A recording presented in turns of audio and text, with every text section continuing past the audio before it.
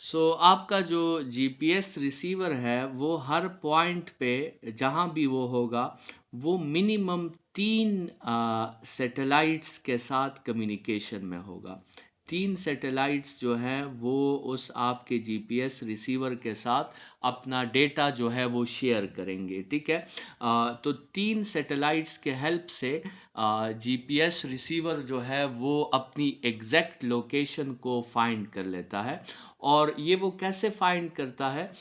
Students, GPS satellites की working जो है अगर वो आप समझना चाहते हैं तो जीपीएस सैटेलाइट्स की वर्किंग कुछ ऐसी है कि लेट्स सपोज जो है ये आपके साथ कंसिडर करें कि ये एक जीपीएस सैटेलाइट है और यहाँ पे एक जीपीएस सैटेलाइट है और यहाँ पे एक जीपीएस सैटेलाइट है। तो ये सारे जीपीएस सैटेलाइट्स जो हैं तो वो अर्थ के इर्द गिर्द जो है वो रोटेट कर रहे होते हैं। और ये जीपीएस सैटेलाइट, हर जीपीएस सैटेलाइट जो है वो कुछ डेटा को ब्रॉडकास्ट करता है और उस डेटा में दो चीज़ें होती हैं। जीपीएस सैटेलाइट जिस डेटा को ब्रॉडकास्ट करता है उसमें दो चीज़ें होती हैं। एक में उसमें होते हैं वो रेडियो वेव्स को ब्रॉडकास्ट करता है। कौन से वेव्स को ब्रॉडकास्ट करता है? रेडियो वेव्स को। और दूसरा, वो उन रेडियो वेव्स में टाइम को भी ब्रॉडकास्ट करता है, ठीक है। टाइम को साथ में, जो उस सैटेलाइट का टाइम होता है वो उस टाइम की इंफॉर्मेशन को भी ब्रॉडकास्ट करता है। और लेट्स सपोज यहाँ पे कहीं पर भी आपका रिसीवर है, तो वो जो रिसीवर होता है जब उसे ये डेटा मिलता है, रेडियो वेव्स उसे मिलते हैं और उसे टाइम मिलता है। तो स्टूडेंट्स, आपको पता है कि रेडियो वेव्स की जो स्पीड होती है, चूंकि वो इलेक्ट्रोमैग्नेटिक वेव्स है, तो रेडियो वेव्स की जो स्पीड होती है वो आपके साथ होती है। जो स्पीड होगी रेडियो वेव्स की, अगर हम यहाँ पे लिख लें तो स्पीड रेडियो वेव्स की होती है 3 × 10⁻8 मीटर्स पर सेकेंड। और रिसीवर को साथ में टाइम का भी पता चल जाता है, ठीक है, कि जब यहाँ से आपके साथ डेटा सेंड हुआ था उस वक्त क्या टाइम था और जब रिसीवर को वो डेटा मिला तो उस वक्त क्या टाइम था। तो रिसीवर उससे टाइम इंटरवल मालूम कर लेता है और रिसीवर इन दोनों डेटास के हेल्प से उस सैटेलाइट से डिस्टेंस जो है वो मालूम कर लेता है। सो लेट सपोज जब इस सैटेलाइट ने अपना डेटा भेजा तो रिसीवर को फर्ज करें पता चल गया कि इस सैटेलाइट से वो कितने मीटर्स डिस्टेंस पे है, 5 मीटर्स के डिस्टेंस पे है। तो अब 5 मीटर्स का डिस्टेंस तो पूरे सर्कल में आपके साथ कहीं भी हो सकता है। तो लेट सपोज इस सर्कल में उस रिसीवर को पता चल जाता है कि मैं इस सर्कल पे कहीं पे मौजूद हूँ और इस सर्कल का इस सैटेलाइट से फासला कितना है, 5 मीटर्स। लेकिन अभी रिसीवर को अपनी एग्जैक्ट लोकेशन का पता नहीं होता, तो रिसीवर उस एग्जैक्ट लोकेशन को मालूम करने के लिए दूसरे सैटेलाइट से भी डेटा का वेट करता है। तो जब दूसरा सैटेलाइट जो है वो अपना डेटा भेज देता है तो रिसीवर उसी डेटा के हेल्प से उस दूसरे सैटेलाइट से भी अपना डिस्टेंस जो है वो फाइंड कर लेता है। तो लेट्स सपोज कंसिडर करें उस दूसरे सैटेलाइट का डिस्टेंस जो है वो 8 मीटर्स है। तो उस सैटेलाइट के लिहाज से रिसीवर अपना एक जो है वो दूसरा सर्कल बना लेता है और रिसीवर को फिर पता चल जाता है कि अब या तो उसकी पोजीशन ये है और या उसकी पोजीशन ये है।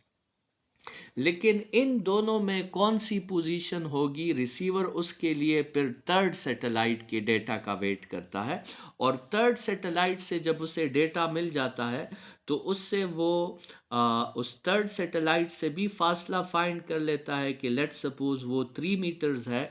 तो रिसीवर जो है उस थर्ड सैटेलाइट के लिहाज से उसका एक तीसरा सर्कल बन जाता है और वहाँ से रिसीवर को, जहाँ पे ये तीनों सर्कल्स इंटरसेक्ट करते हैं, वहाँ से रिसीवर को अपनी पोजीशन का पता चल जाता है। तो ये वो मेन तरीका है जिस तरह आपका जीपीएस सैटेलाइट जो है वो काम करता है, ठीक है। तो और ये टोटल जो है 24 वर्किंग सैटेलाइट्स है, और रिसीवर को लोकेशन फाइंड करने के लिए कम से कम जो है वो 3 सैटेलाइट्स के साथ कम्युनिकेशन करने की ज़रूरत होती है। और अक्सर बुक्स में शायद आपने जो है 4 सैटेलाइट्स का भी सुनेंगे।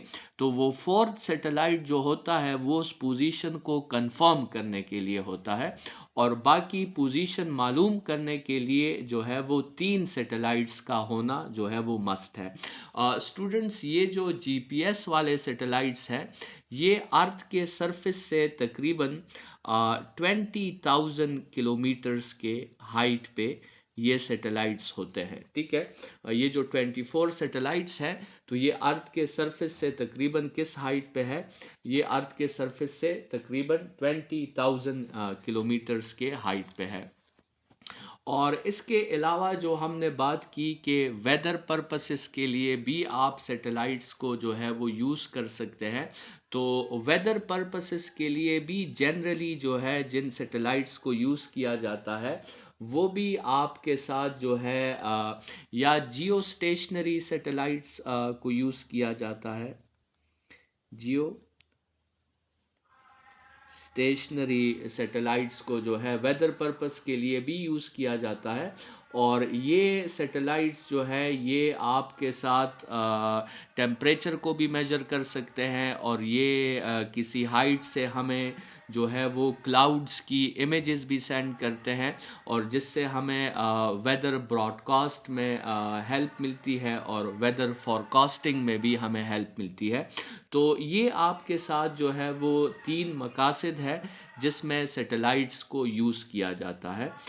स्टूडेंट्स, सैटेलाइट्स को बनाना और सैटेलाइट्स को लॉन्च करना और फिर उससे फ़ायदा लेना, ये जो पूरा प्रोसेस है, ये पूरा प्रोसेस बड़ा क्रिटिकल प्रोसेस है। मतलब इस पे हमारी जो है वो बहुत इन्वेस्टमेंट होती है, और इसके लिए जो है फिर मुकम्मल तौर पे प्लानिंग करनी पड़ती है।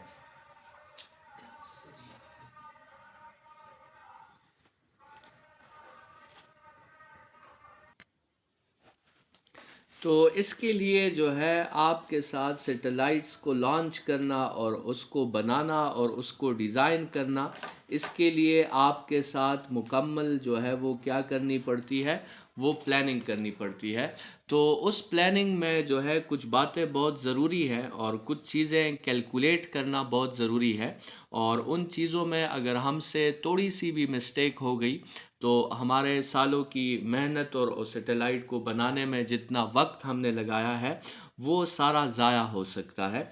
तो सबसे पहली चीज़ जिसको कैलकुलेट करना इम्पॉर्टेंट है सैटेलाइट के लॉन्च करने में और उससे फ़ायदा लेने में, उसको हम कहते हैं द ऑर्बिटल वेलोसिटी, ठीक है। तो सबसे पहली चीज़ जो ज़रूरी है वो सैटेलाइट की वेलोसिटी है, कि हम किस सैटेलाइट को जो है वो किस वेलोसिटी से रिलीज़ करेंगे। दूसरी चीज़ जो ज़रूरी है वो है द ऑर्बिटल रेडियस, ठीक है। उस सैटेलाइट का जो है रेडियस अर्थ के लिहाज से कितना होगा, और जिसको आप जो है इनडायरेक्टली ऑर्बिटल हाइट भी कह सकते हैं, ठीक है।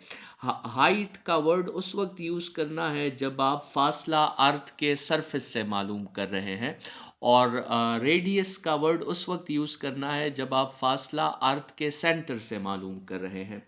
अच्छा, तीसरी चीज़ जो क्रिटिकल है जिसको कैलकुलेट करना बहुत एक्यूरेसी के साथ ज़रूरी है, वो है the orbital time period. So orbital time period को कैलकुलेट करना वो भी आपके साथ एक क्रिटिकल मसला है। और चौथी चीज़ जो ज़रूरी है वो है द ऑर्बिटल फ्रीक्वेंसी, ठीक है। हमने ऑर्बिटल की फ्रीक्वेंसी, लीनियर फ्रीक्वेंसी जिसे हम कहते हैं, एफ से हम उसे रिप्रेजेंट करते हैं। और पांचवी चीज़ जो ज़रूरी है वो है द ऑर्बिटल एंगुलर फ्रीक्वेंसी, जिसको हम ओमेगा कहते हैं।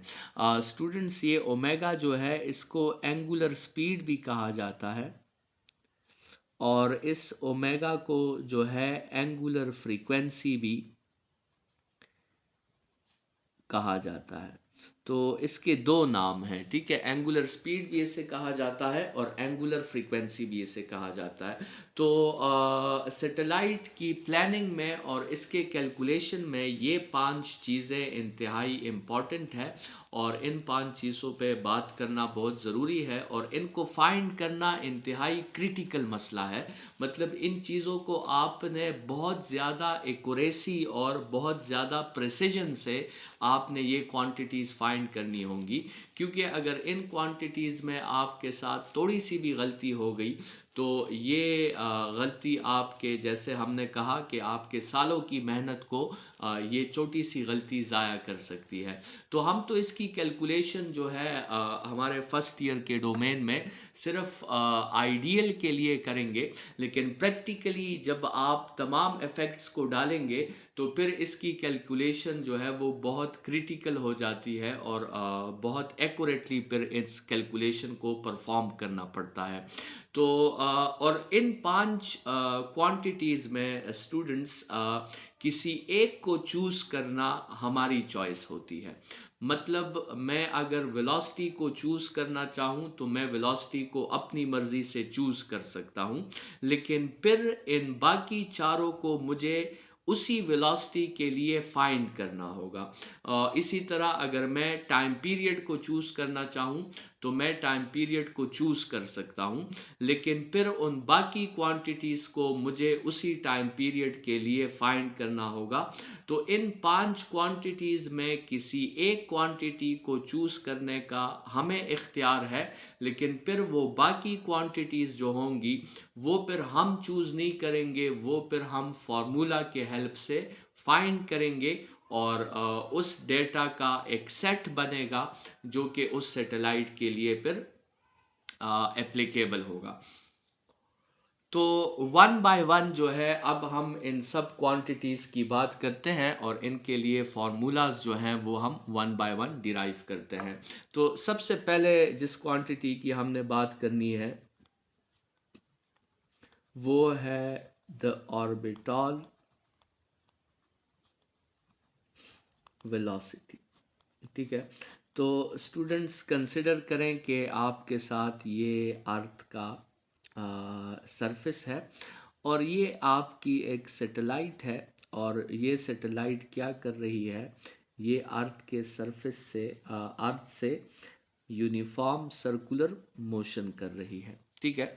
और इस वक्त ये इसकी वेलोसिटी की डायरेक्शन है, ठीक है, ये वो सैटेलाइट है।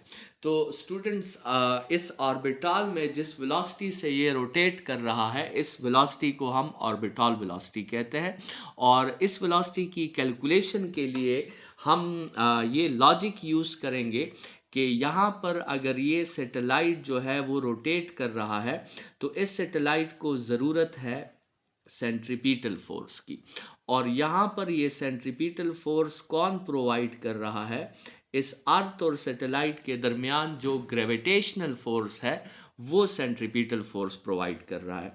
तो इसमें मास ऑफ द अर्थ को हम एम ई कह देते हैं और सैटेलाइट के मास को एम कह देते हैं और अर्थ के सेंटर से सैटेलाइट के सेंटर तक जो फासला है उसे हम आर कह देते हैं।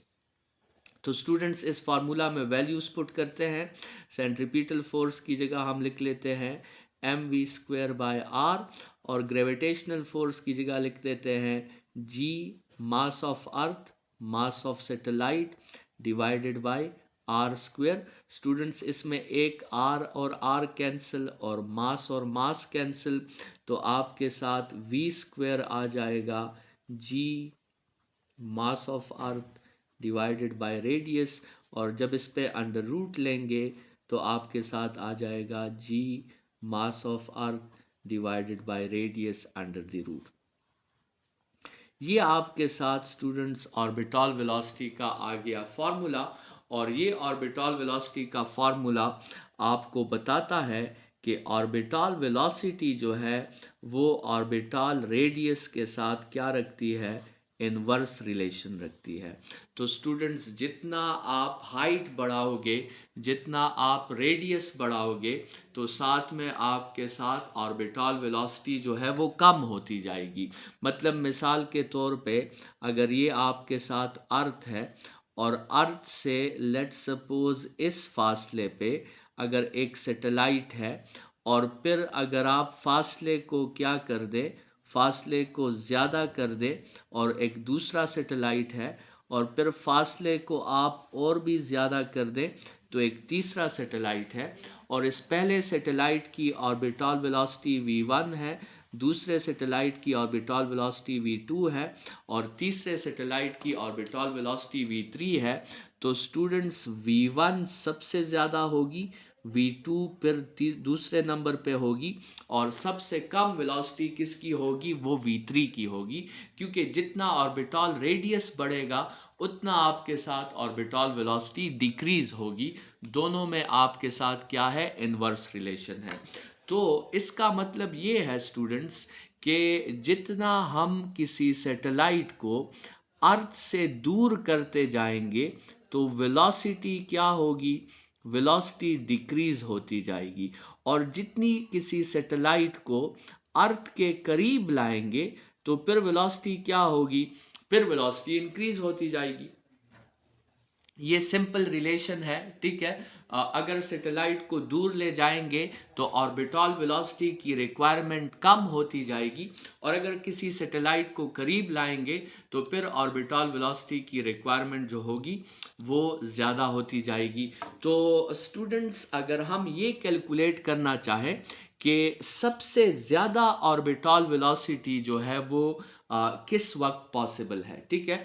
तो सबसे ज़्यादा, और अगर हमें मतलब मैक्सिमम ऑर्बिटल वेलोसिटी चाहिए, मैक्सिमम ऑर्बिटल वेलोसिटी जो है, अगर हम उसके लिए थोड़ी सी कैलकुलेशन कर लें कि मैक्सिमम ऑर्बिटल वेलोसिटी हमें कब मिल सकती है, तो स्टूडेंट्स सिंपल सी बात है। अगर आपको वेलोसिटी को मैक्सिमम करना है तो आपको रेडियस को क्या करना होगा, रेडियस को मिनिमम करना होगा। जैसे अभी हमने बात की कि ये अर्थ का सरफेस है और ये एक सैटेलाइट है, तो इस वक्त तो रेडियस ज़्यादा है, तो इस वक्त तो वेलोसिटी मैक्सिमम नहीं होगी। तो हम क्या करेंगे, इस सैटेलाइट को करीब लाएंगे, ठीक है। लेट्स सपोज हम इस पोजीशन पे आ गए, तो रेडियस को हमने क्या कर दिया, रेडियस को हमने कम कर दिया, लेकिन रेडियस को कम करने से स्पीड बढ़ गई, लेकिन अब भी ये मैक्सिमम तो नहीं है। तो हम इस सैटेलाइट को और करीब लेके आए, हमने रेडियस को और कम कर दिया, रेडियस को और कम कर दिया तो स्पीड और भी बढ़ गई। लेकिन इस तरह अगर हम रेडियस को कम करते करते करते इस सैटेलाइट को यहाँ तक करीब ले आए कि बस ये अर्थ के सरफेस के साथ टच होने लगे, तो उस वक्त जो रेडियस होगा इस सैटेलाइट का, उस वक्त इस सैटेलाइट का रेडियस अप्रॉक्सीमेटली इक्वल हो जाएगा रेडियस ऑफ अर्थ के, ठीक है। और ये वो सबसे मिनिमम रेडियस है। सबसे मिनिमम रेडियस कौन सा है कि आप एक सैटेलाइट को अर्थ के सरफेस तक ले आओ, और आप उस सैटेलाइट का रेडियस कितना कंसिडर कर लो, अर्थ के रेडियस जितना। तो ये सबसे मिनिमम रेडियस जो होगा, इस पे जो वेलोसिटी होगी, वो वेलोसिटी फिर ऑटोमेटिकली क्या होगी, वो सबसे मैक्सिमम वेलोसिटी होगी। तो स्टूडेंट्स, अगर आपको किसी भी सैटेलाइट की सबसे मैक्सिमम वेलोसिटी चाहिए, तो इस फार्मूला में आपने रेडियस की जगह क्या पुट करना है, आपने रेडियस की जगह जो है वो आर ई पुट करना है। और स्टूडेंट्स, ये अगर आप फार्मूला को देखें तो सारी वैल्यूज़ जो है वो आपके साथ कांस्टेंट्स हैं, और ये सारी वैल्यूज़ अगर आप पुट करें तो आप जो है वो इस मैक्सिमम वेलोसिटी को फाइंड आउट कर सकते हैं, ठीक है। जैसे g की वैल्यू आपके साथ क्या है, g की वैल्यू आपके साथ है g की वैल्यू है आपके साथ 6.67 इंटू 10⁻⁴। g की वैल्यू हमारे साथ जो है वो 6.67 इंटू 10⁻⁴ 11 है, ठीक है। और मास ऑफ अर्थ भी आपको पता होगा, ये 6 मल्टीप्लाई बाय 10⁻24 kg है। और इसी तरह जो है आपको रेडियस ऑफ अर्थ का भी पता होगा, वो 6 मल्टीप्लाई बाय 10⁻6 किलोमीटर्स है। तो अगर आप इसे कैलकुलेट करें, इसमें वैल्यूज पुट करें, तो ये मैक्सिमम वेलोसिटी जो है आप ज़रा कैलकुलेट करके देख लें, मैं भी चेक कर लेता हूँ कैलकुलेट करके।